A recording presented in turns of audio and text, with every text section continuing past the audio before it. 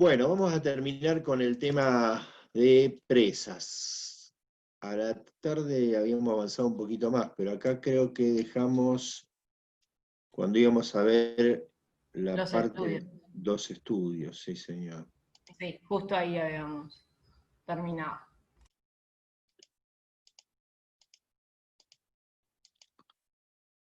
Acá.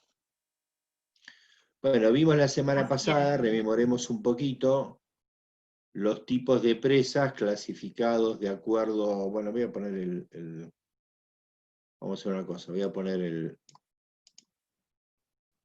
a ver, vamos a arrancar acá.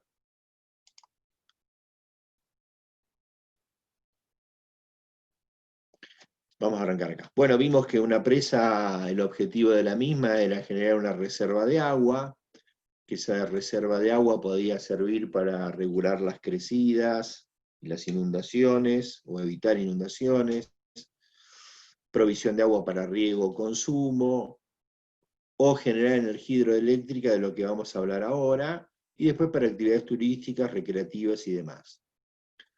Vimos después una clasificación de las presas según su comportamiento estructural, y al mismo tiempo después fuimos asociándolo eso al material constitutivo.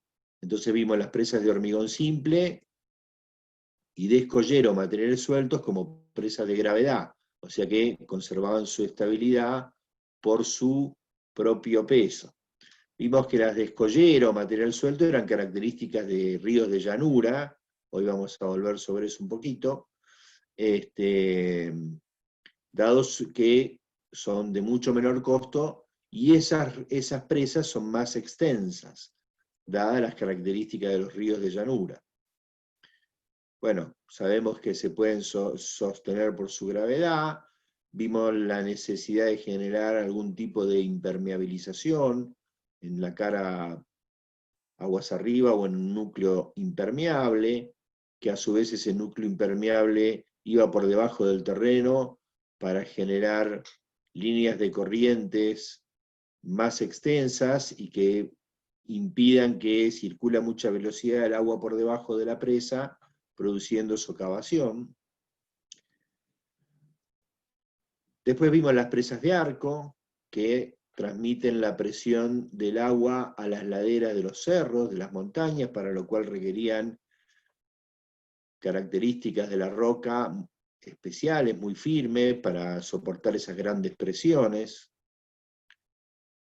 En el caso de arco bóveda, que también transmitían parte de esa carga al terreno, por la doble curvatura. Y vimos las de contrafuerte. Las de arco eran de hormigón simple en principio, porque trabajan a compresión, y las de contrafuerte, que trabajan, el muro de contención trabaja a flexión para transmitir la carga a los contrafuertes, y de ahí al suelo, trabajan a flexión y por lo tanto eran de hormigón armado, dado que hay esfuerzos de tracción. Hay dos personas que quieren ingresar, Julieta.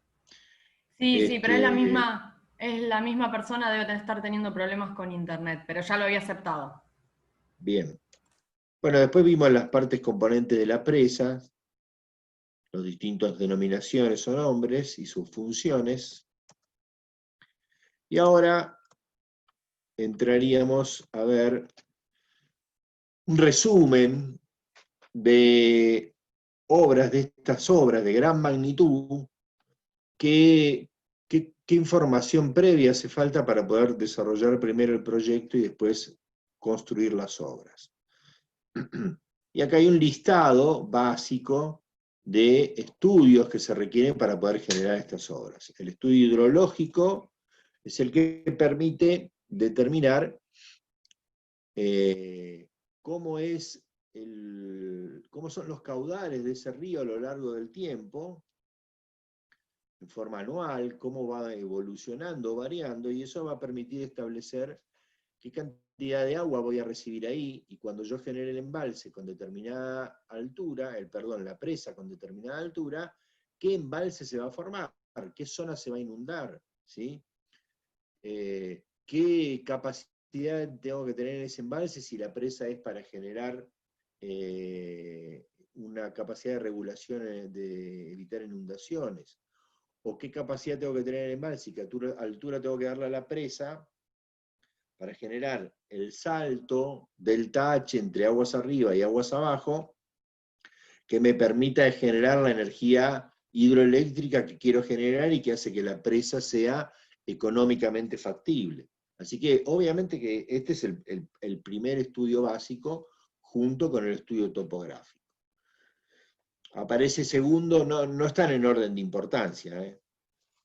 Los dos básicos iniciales son el hidrográfico y el topográfico, para ver ahí cómo son las características de esta presa, si es viable la presa, si técnicamente es viable, y tener una idea de costos.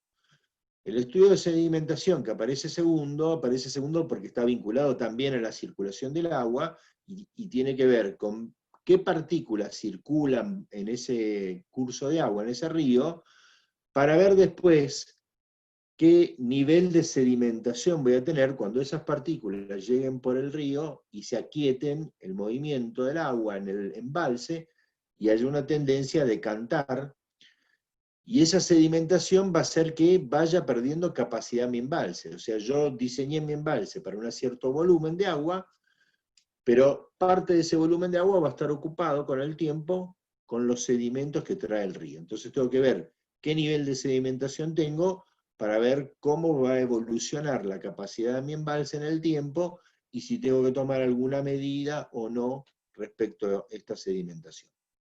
Como dije recién, el estudio topográfico es uno de los básicos.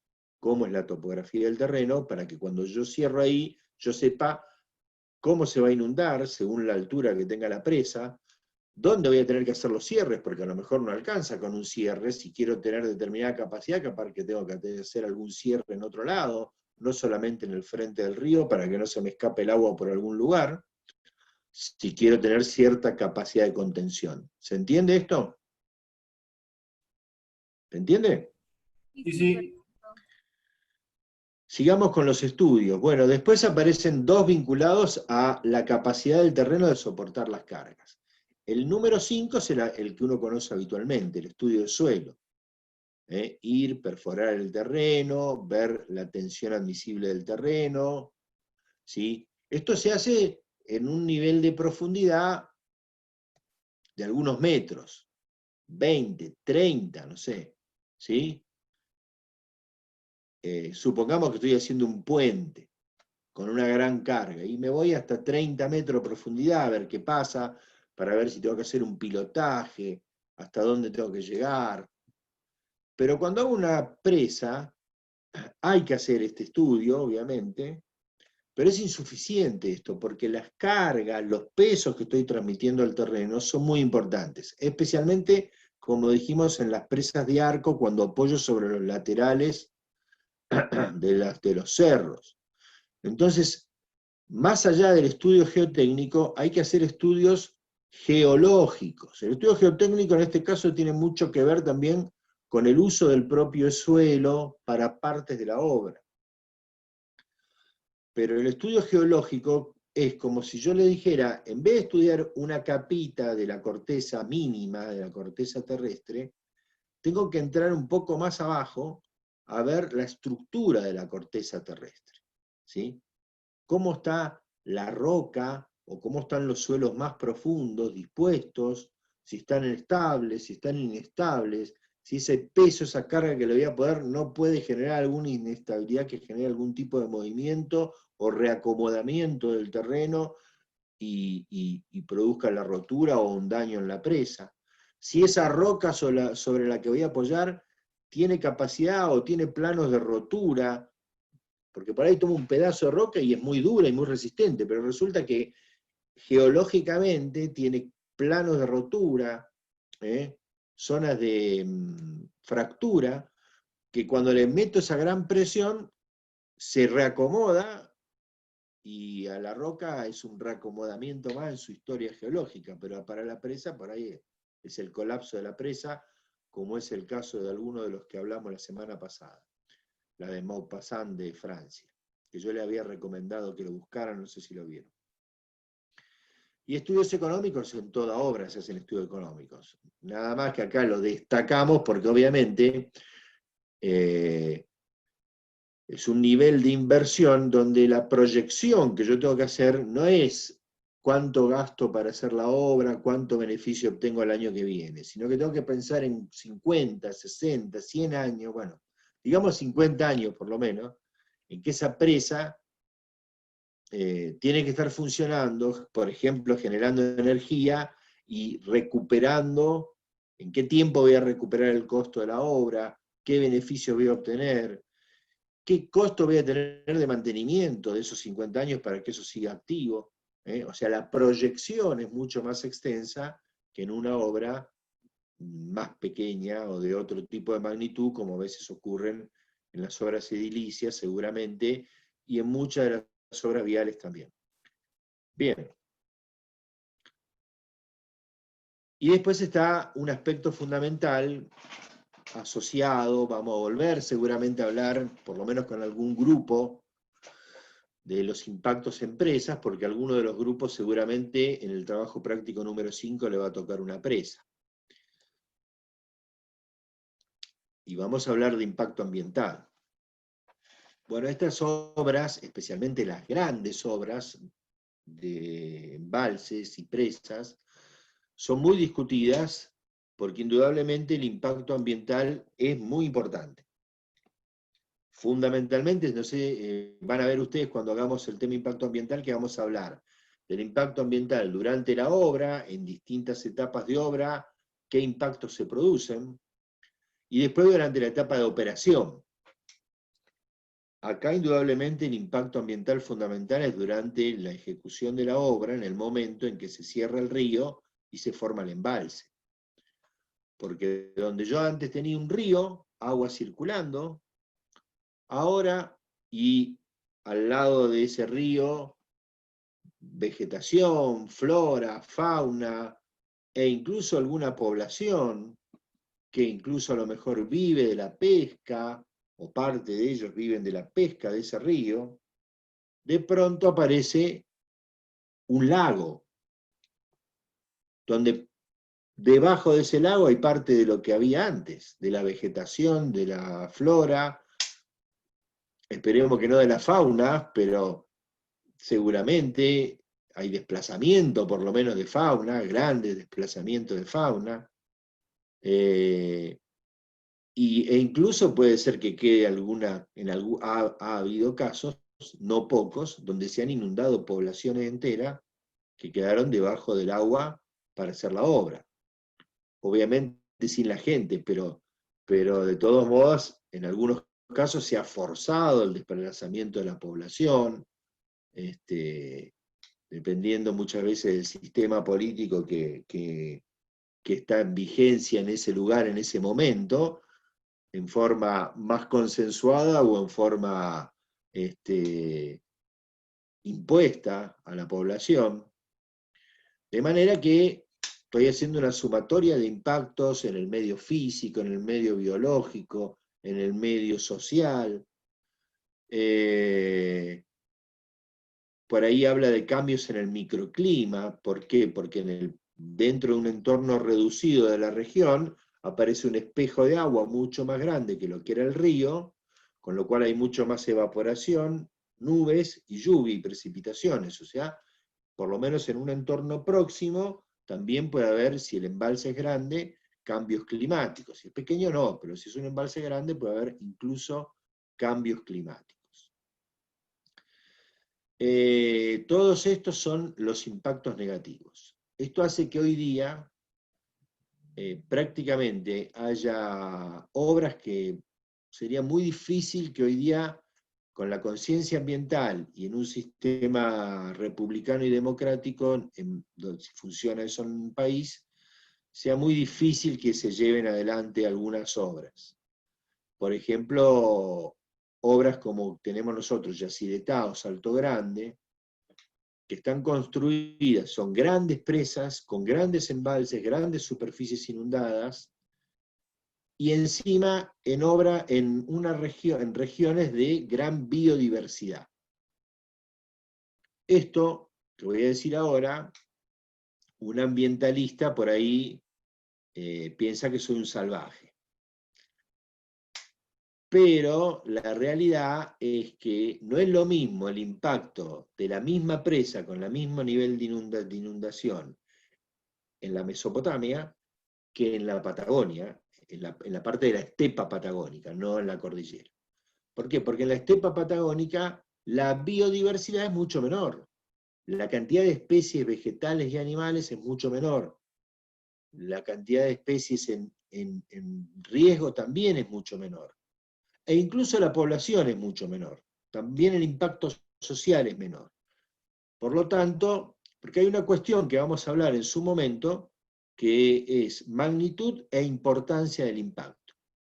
Si la presa es igual, el embalse es igual, la superficie inundada es igual, podríamos en principio decir que la magnitud del impacto es igual.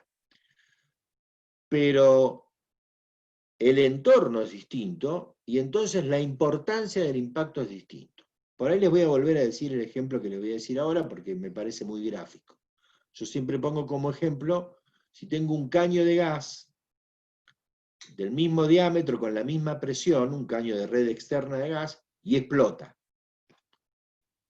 Y pongo dos situaciones. Uno explota en una zona alejada, sin población, y otra explota en pleno centro de la ciudad de Buenos Aires.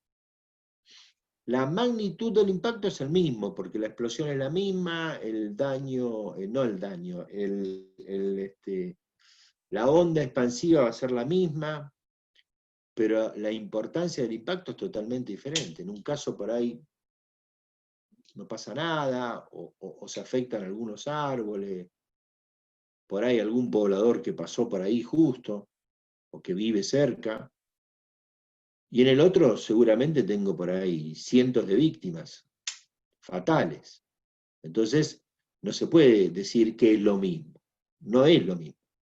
Y en este sentido, lo del el impacto que produce una inundación, que genera un embalse en una zona de mayor biodiversidad con una de mucho menos biodiversidad, indudablemente no es la misma importancia del impacto.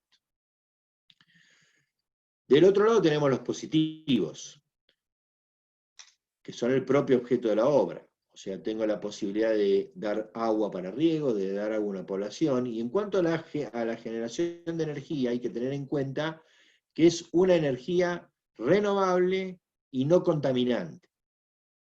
Piensen ustedes que la mayor parte de la energía eléctrica que se genera en el mundo, y en nuestro país en particular, donde está más acentuada este peso, se genera quemando combustibles fósiles y largando dióxido de carbono a la atmósfera, responsable del efecto invernadero. Todo esto vamos a volver a hablarlo en impacto ambiental.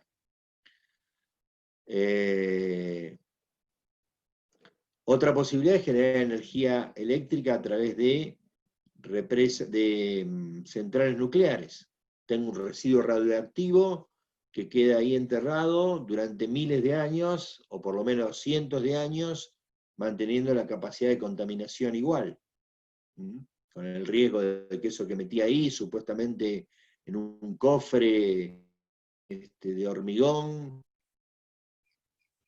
tengo que esperar que no le pase nada, que no se fisure, que no tenga ningún problema, y largue la radioactividad al ambiente. Hay otras formas de generación de energía, como la eólica o la solar, que son limpias también, pero que tendría que inundar de molinos toda una provincia completa para poder tener la misma capacidad de generación, como vamos a ver ahora, de las grandes hidroeléctricas. ¿Sí? No tienen ni punto de comparación la capacidad de generar energía de una hidroeléctrica con la obtención de energía eólica. Entonces, en ese sentido, bueno, me parece que no es para despreciar esa opción de generación, y la cuestión es empezar a ver cuál es el balance entre las ventajas, los beneficios, no solo económicos, sino ambientales, como estoy planteando ahora, y los perjuicios ambientales, que también obviamente, como lo conté, los hay. Bien. Sigo adelante. Vamos a pasar ahora, en el rato que nos queda, a hablar de el aprovechamiento hidroeléctrico y de las distintas aspectos o formas de aprovechamiento hidroeléctrico según sea el tipo de presa y el tipo de curso de agua en donde estoy haciendo la presa. El principio básico del aprovechamiento de energía hidroeléctrica es que cuando yo construyo la presa y genero el embalse, tengo un nivel aguas arriba y un nivel aguas abajo, logrando un delta H de altura importante. Generalmente se aprovecha la existencia ya de un desnivel en ese río para poder hacer la obra y magnificar ese desnivel. Y obtengo con este delta H una energía potencial. El agua acá arriba tiene una energía potencial respecto al agua, la salida de agua abajo. Cuando hago circular el agua, toda esa energía potencial, como vimos la otra vez con Bernoulli, se convierte en energía cinética. Dentro de los componentes de la fórmula de Bernoulli, baja la energía potencial y aumenta el componente de la velocidad del agua, donde está la velocidad del agua. Y eso me hace girar una turbina. Una turbina es una máquina hidráulica conformada por hélices. Vamos a mencionar ahora algunos distintos tipos de turbinas, pero básicamente siempre una hélice que recibe la presión del agua y por lo tanto gira. Y al girar, el eje de esa hélice solidario está vinculado al eje de un generador eléctrico. O sea que al girar la turbina, gira el rotor del generador, que tiene un campo magnético, dentro de una armadura fija, que es el estator, que tiene un bobinado de un montón de cables, muchas vueltas, muchas espiras, miles de espiras de cables que están ahí, conductores eléctricos, y ustedes vieron, o están viendo, ya lo vieron en Física 2, la ley de Faraday. Sí, yo ya la vi por lo menos. Sí, me imagino que a esta altura sí, en electricidad y magnetismo. Bueno, la ley de Faraday hizo la prueba de que moviendo un campo magnético, un imán, dentro de un alambre formando espiras, o sea, aritos, ese alambre en los extremos, se produce una diferencia de potencial eléctrico, ¿sí? Y esto es lo que pasa acá. Ese rotor, ese gran imán que está girando, es un campo magnético variable vinculado a un conductor eléctrico, formando miles de espiras, y entonces se genera una gran diferencia de potencial eléctrico por cada una de estas turbinas vinculadas a un generador. Y esa energía eléctrica es la que se transforma y se transporta. Ahí ya entra el problema de los ingenieros electricistas de ahí en adelante. Acá también están, como verán, metidos los ingenieros mecánicos, ¿no? En esa máquina eléctrica o electromecánica, que es una turbina. Es mecánica la turbina y eléctrico el generador. Ahí están los dos ingenieros mecánicos y electricistas participando de este tipo de obras también. Los mecánicos también aparecerán en las compuertas. Bien.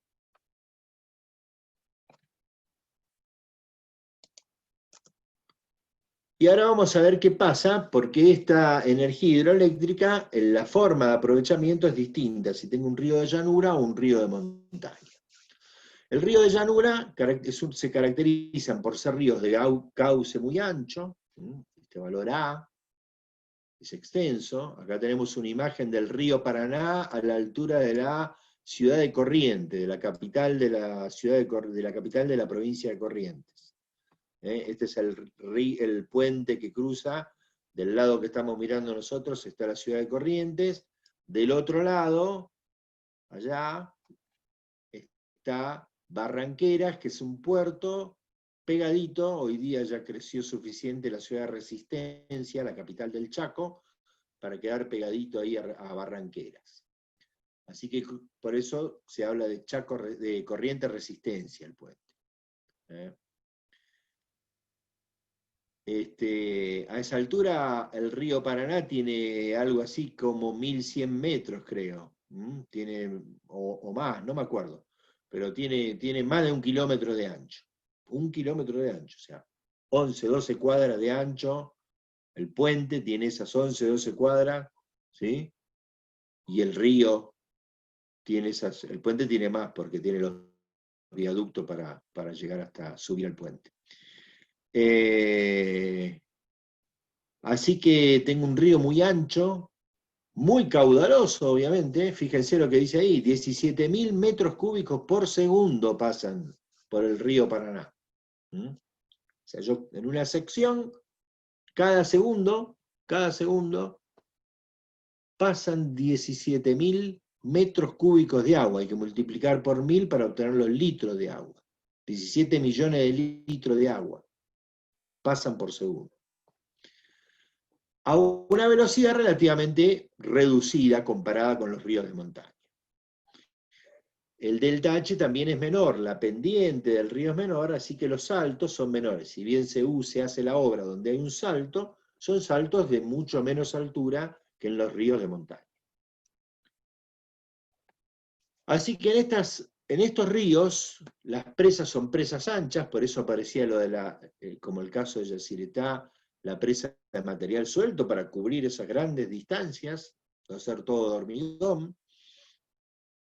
Obviamente el embalse, la zona inundada también va a ser mucho más grande, porque es toda una zona más llana, donde yo meto la presa se inunda mucho más, por eso por los laterales, por los costados también tengo que hacer un cierre, por eso tengo 60 kilómetros en Yacyretá. Pero tengo, si voy a hacer aprovechamiento hidroeléctrico, centrales con gran producción de energía. ¿Por qué? Porque puedo poner en el ancho del río muchas turbinas grandes, ¿sí? Con mucha capacidad de generación. La turbina, el tipo de turbina, después vamos a ver al final básicamente cómo son estas turbinas, las 3 grandes tipos de turbinas. Hay otros. Las turbinas Kaplan son las más habituales en este tipo de emprendimientos, que tienen la capacidad de tomar con pequeños saltos grandes caudales. Y entonces son grandes turbinas que producen mucha energía. Y muchas turbinas. Fíjense los ejemplos que ponemos ahora. Bueno, vamos a poner justamente los dos que menciono, que son los dos grandes ejemplos de presas de llanura en nuestro país. Bueno, primero acá aparece esta imagen, como les decía, como tengo un gran ancho de presa, normalmente en estos casos las turbinas y la casa de máquina están dentro del cuerpo de la presa. Esto es como el dibujito que vimos recién, pero digamos más realista. El agua que circula por un conducto, una conducción, que normalmente esto tiene compuertas. ¿Por qué? Porque si en algún momento hay que reparar la turbina, se cierra la compuerta y queda esto seco y se puede ingresar a la turbina y hacer la reparación o el reemplazo que haga falta, o el mantenimiento de la turbina. Bueno, la turbina, la casa de máquinas, que es donde está el generador, ¿sí? Todo eso generalmente está dentro del cuerpo de la presa, como son los casos que les muestro ahora sí, de Yacyretá y de Salto Grande. Uno sobre el Paraná, en el Alto Paraná, en Corrientes, cerca de la provincia de Misiones, del límite con Misiones, y otro Salto Grande, a la altura al norte de Concordia, en la provincia de Entre Ríos, y del otro lado está la localidad de Salto, en Uruguay. En realidad la localidad entrerriana más próxima se llama Nueva Federación, que ahora cambió de nombre en realidad, no me acuerdo ahora cómo se llama.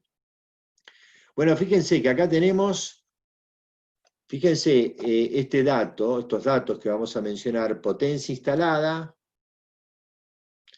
se refiere a la capacidad de las turbinas, Y esto es lo que genera por año la presa.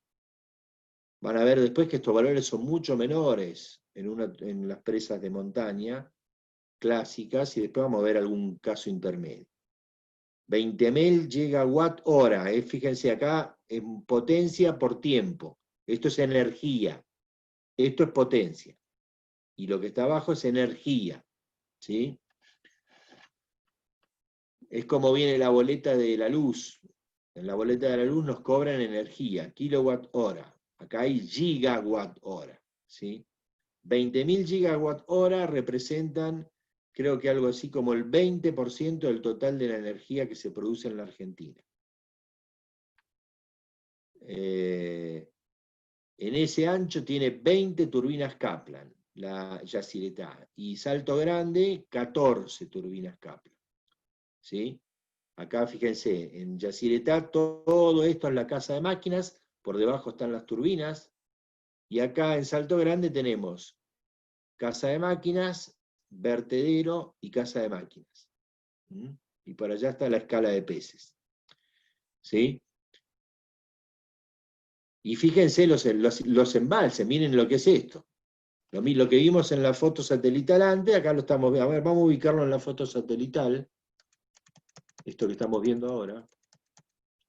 No lo pude ver para Salto Grande, no me di cuenta, pero bueno. Vamos a volver a la foto satelital de Yacyretá. Acá. Lo que estábamos viendo es esto. Acá está el vertedero de Yacyretá, y acá está lo que estamos viendo, la zona de turbinas. La imagen que estábamos viendo es esta. Vuelvo.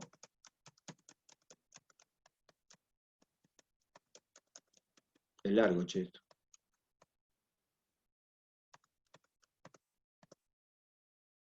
Esta es la zona de turbinas que estábamos viendo, y acá estamos viendo parte del embalse. Vieron que para el otro lado también enseguida, fíjense el lago que se forma. Este es mucho más chico, el de Salto Grande, pero también es grande.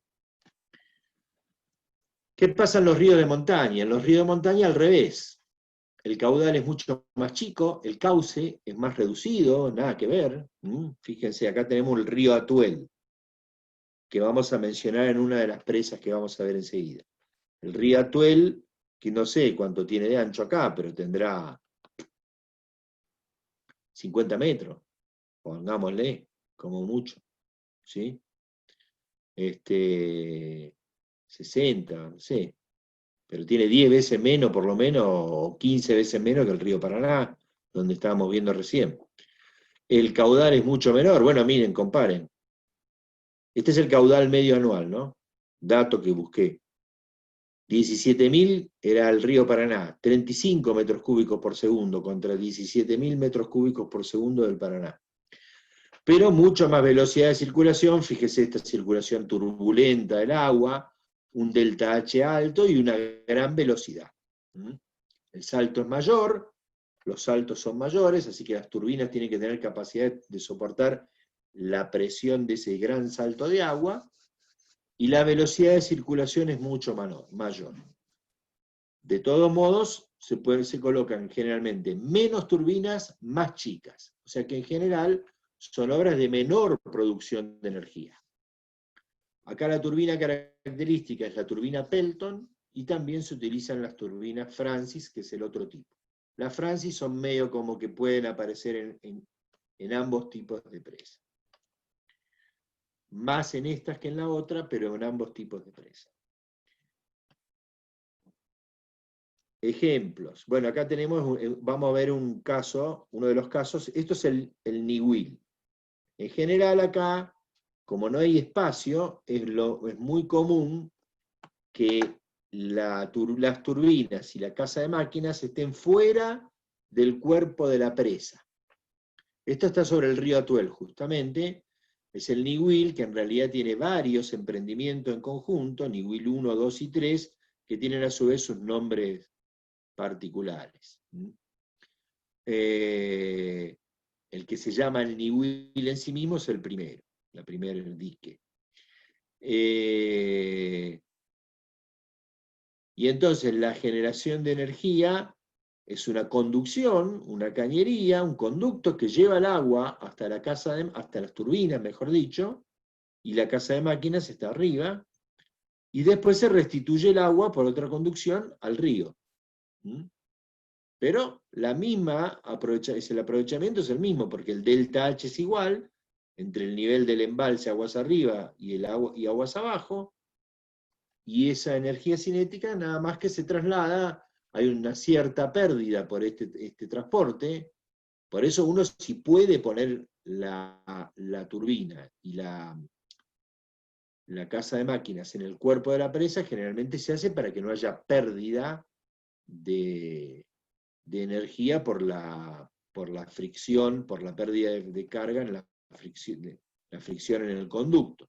Pero cuando no se puede, y se puede poner con cierta proximidad a un costado de la presa, en suelo firme, no es tan grande tampoco la pérdida de carga como para no poder hacerlo de esa manera. Bueno, acá tenemos dos ejemplos. Uno es el de Niwil 3, el río Atuel, y otro es en el río Chubut, no muy lejos de Puerto Madryn y Rawson, más que Puerto Madryn, Trelew y Rawson, sobre el río Chubut, que es la presa o el dique Florentino Ameguino. Fíjense que acá, en el Ameguino, acá está el embalse, acá está la presa, y fíjense que acá, aguas abajo, está la casa de máquinas. O sea que hay una conducción que no está visible, que está bajo tierra, una cañería que lleva el agua del embalse acá a las turbinas que están por acá abajo, y arriba están los generadores, la casa de máquinas. Y acá se restituye el agua al río. De acá sigue el río. Acá está el río, ¿ven? ¿Sí? Y en este caso es como vimos en el dibujito anterior. Esta es la presa del Niwil 3, que descarga el agua en el embalse inferior, y esto está totalmente apartado, fuera de... Esta es la casa de máquinas, por debajo están las turbinas. Acá, en la imagen esta a la derecha, está la restitución del agua al embalse, que está a este embalse, que sería el que se corresponde con... El embalse es el generado por el dique Valle Grande, y la que estamos viendo nosotros es este dique, Tierras Blancas. Ay, no, me estoy yendo para atrás, perdón. Nosotros estamos viendo Tierras Blancas. Este es el embalse del dique Valle Grande, y esto restituye el agua, está aguas abajo sobre la margen izquierda, de este lado, restituyendo el agua al dique, al embalse del dique Valle Grande. Y fíjense las potencias y la generación. No tenía el dato de las turbinas, después encontré, creo que la del dique Ameguino son turbinas 4 turbinas Francis. Pero fíjense la diferencia, estábamos hablando en el otro caso de 3.200 y 1.800, 2.000 megawatts de potencia, y bueno, ni comparemos con Yacyretá, 20.000, alrededor de 9.000 Salto Grande, contra 180, 130 gigawatt hora de generación anual de estos dos emprendimientos hidroeléctricos, o sea, en una escala muchísimo menor. Eso no quiere decir que siempre en zona de montaña sean de esta escala. Hay casos intermedios, que es lo que vamos a ver ahora, ejemplos, que son dos presas sobre el río Limay. El río Limay es el río que separa el sur de Neuquén, el límite entre el sur de Neuquén y el noroeste de Río Negro, de la provincia de Río Negro. Arranca en Bariloche, más o menos, es un río que viene por deshielo de la cordillera de los Andes, y termina en la confluencia del río con el río Neuquén, donde nace el Río Negro. Ahora vamos a ver la imagen en el mapa de la Argentina. Más cerca de Bariloche está Licurá, la de la izquierda, y más cerca de la capital Neuquén, y un poco más lejos de Bariloche, está Piedra del Águila. Piedra del Águila es la presa más grande construidas en el país, dentro totalmente del país. O sea, son mucho más grandes Yacyretá y Salto Grande, pero esos son binacionales, ¿no? Yacyretá con Paraguay y Salto Grande con Uruguay. La que está dentro del país más grande es esta Piedra del Águila.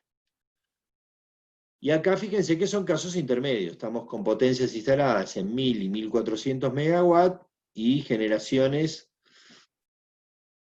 importantes de energía, mucho menos que Yacyretá y Salto Grande, pero fíjense, Piedra del Águila produce más de la mitad de lo que produce Salto Grande, 5000 gigawatt hora, y en ambos casos son 4 grandes turbinas, fíjense que por el espacio disponible no pueden ponerse muchas, pero son 4 grandes turbinas Francis.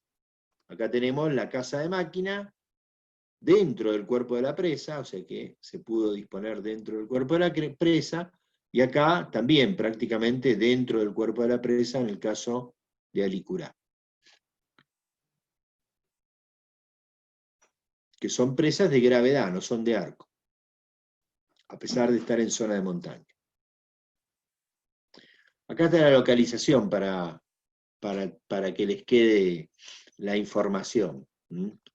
Yacyretá, como les decía, al norte de Corrientes, cerca de la provincia de Misiones. Salto Grande, acá al noreste de Entre Ríos, en el límite con Uruguay, cerca de la localidad de Concordia y de Salto en Uruguay. Este es el Nihuil, sobre el río Atuel, cerca de San Rafael, en Mendoza. Estas son las dos sobre el Limay. Este es el Limay que divide el sur de Neuquén del noroeste de Río Negro. Acá está la confluencia del río Limay con el río Neuquén, y que forman ambos el río Negro que desemboca en el Atlántico. Y esta es Alicurá, más cerca de Bariloche, y Piedra del Águila, más cerca de la capital de Neuquén, que está ahí en la confluencia. Y esta es el dique Meguino, en el río Chubut, cerca de, como les decía, unos 100 y pico, 200 kilómetros de Trelew y Rawson, la capital de Chubut. Bien, bueno, para terminar, vamos a darle una miradita a estas turbinas. Esta es la Pelton, la de la presa de montaña, la que soporta grandes saltos y gran velocidad, pero pequeños caudales. Va dispuesta como está en la imagen, o sea, el eje va dispuesto en forma horizontal y rota en sentido vertical, en un plano vertical, ¿sí?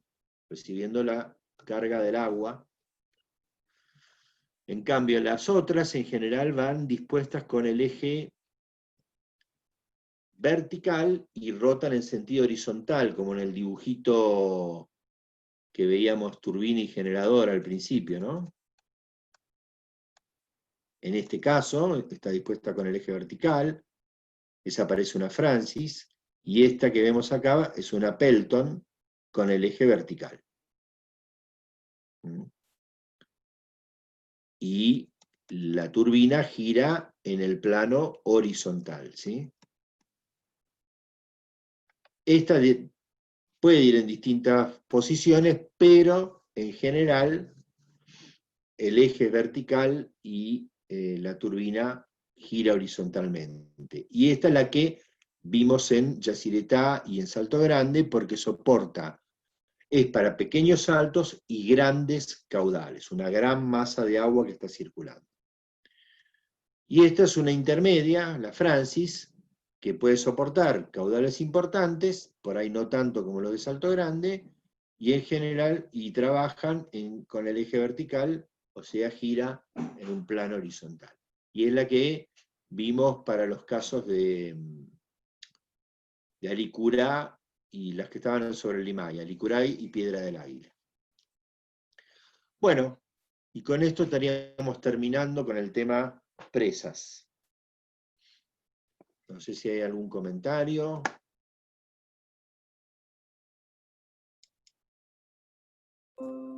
Profe, ¿qué tamaño pueden tener más o menos de diámetro? La turbina, Sí, sí. imagínate esta de las fotos que estábamos viendo, la Francis que habíamos recién, debe ser una turbina de 7, 8 metros de diámetro. Son importantes, digamos. Las Kaplan de estas de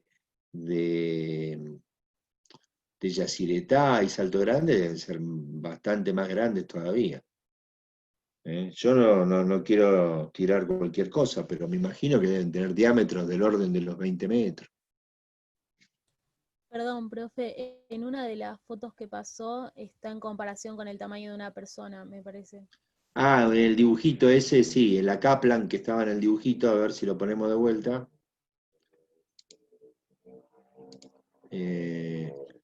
Sí, se veía el tamaño de una persona ahí. Vos estás buscando el dato, me parece, Julieta, pero no sé si encontraste algo. En el dibujito este, ahí se ve con una persona, Ahí abajo. fíjense. Esta Kaplan es como yo le decía, la de las que están ahí en Salto Grande o Yacyretá deben ser del orden de los 20 metros de diámetro, más o menos. Como para dar una idea de magnitud. Sí, ¿no? exactamente. Cuando uno ingresa a alguna presa de este estilo, sí, uno ve, la foto anterior, si podés mostrar, Marcelo. Ahí ve solo el sector de eje del generador. O sea, uno ingresa a el eje del generador Claro. Cuando uno y ingresa a la ve casa de máquinas, ve la parte de arriba del generador, ve esto que está acá arriba. totalmente, ve un pedacito Se ve en de... el dibujito, en el otro. Yo tengo una foto, si tengo, en un minuto les busco. Se ve esto. Esto Exactamente. se ve cuando va a la casa de máquinas. Yo tuve la suerte cuando me tocó mi Añares, visita a Salto Grande con la facultad, que estaban justo reparando una turbina. Así que anduve caminando por acá abajo, por ahí, la cámara espiral se llama, donde está instalada la turbina. Anduve caminando por ese espacio ahí, no se veía mucho, ¿no? Imagínense que como está dentro de una cueva, con algunas linternas nos iluminábamos, pero bueno, la experiencia un poco interesante de andar en un lugar donde es muy raro meterse. Porque estaban justo reparando una turbina, o sea que estaba cerrada la compuerta, y la cámara espiral esta estaba accesible. ¿Sí? O sea, uno va bajando por acá, hay un subsuelo con escalera, qué sé yo, y en algún momento se abre una compuerta, algo, no me acuerdo, la verdad que no me acuerdo cómo era donde uno pasaba, se podía ingresar a la cámara espiral. Si me aguantan un minutito, creo que en el PowerPoint de Civil 1 de presas tenemos una imagen o en el PowerPoint que le mostramos a los chicos del ingreso, creo que tenemos una imagen y no lo tengo acá, me parece. A ver, esperen un cachito. Total, tenemos un minuto. Una foto de lo que dice Julieta. A ver si está acá.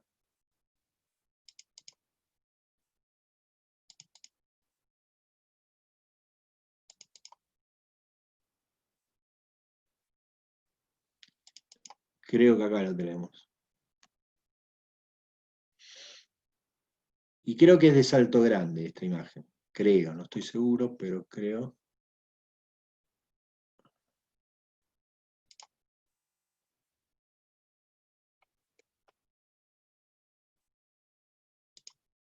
Ahí está. Esto es lo que dice Julieta. Bueno, acá están en obra todavía, ¿no? Esto es lo que dice Julieta. Esta es la parte que ve uno de arriba del generador. Esta es la casa de máquinas. Creo que es Salto Grande esto. Acá están instalando los generadores. Esta es la parte del generador que va a ir para abajo. ¿Sí?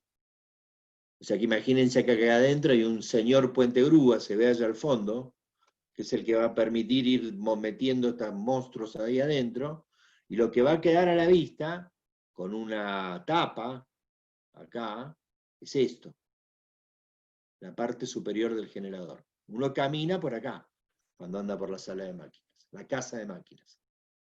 ¿Sí?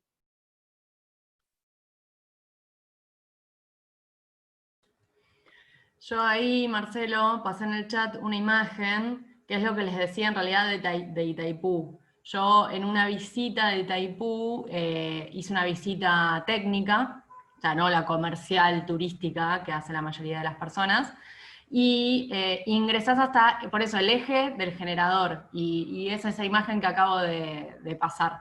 O sea, ingresás y ves solo o sea, aparte de estar en ese sector, que la casa de máquinas, como recién mostró Marcelo, en esa visita también ingresábamos y veíamos el generador girando, obviamente, ¿no? Con un ruido ensordecedor, pero Pero bueno. ves eso que veíamos recién, esa parte de arriba del generador. ¿Qué pasó? Me pareció que se cortó. No, Bueno, ¿vamos? estamos acá. Bueno, no sé si hay algún comentario. Ya se fueron varios, ¿no? Sí, estaba mirando eso. Bueno. Bueno, y si no, nos vemos el viernes, sería Dentro de 15 días. 23. Exacto. Les quiero El hacer viernes. Les quiero hacer un comentario, Marcelo, respecto al ejercicio. Recién estuve verificando todos los valores que respondieron y todos están bien calificados respecto al ejercicio. Cualquier Bueno. cosa después de las 6 de la tarde, el que tenga dudas me manda un mensaje privado por el campus o a lo sumo un mail y en estos días les estaré contestando. O sea, no implica que hoy a las 6 de la tarde se los conteste, pero el que tenga dudas o la que tenga dudas me manda, no tengo problema y lo miro en particular. No, igual lo veremos cuando nos reencontramos el 23. Totalmente, totalmente. Pero bueno, estas cosas, uno como estudiante, viste Marcelo, que siempre le gustan Respuestas rápidas. responder, claro, están con la ansiedad de ver si sube algún puntito o no.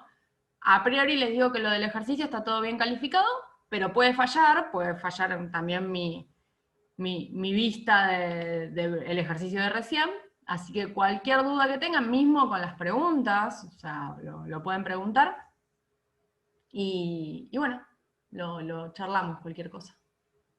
Bien. Bueno, buen fin de semana. No sé si alguno va a rendir un examen final. Suerte. Y nos vemos dentro de 2 semanas con la mayoría. Gracias, Exacto. profe. Semana, Buen fin de gracias. Gracias, profe. Buen fin de. Gracias. Buen fin de semana. Gracias, profe.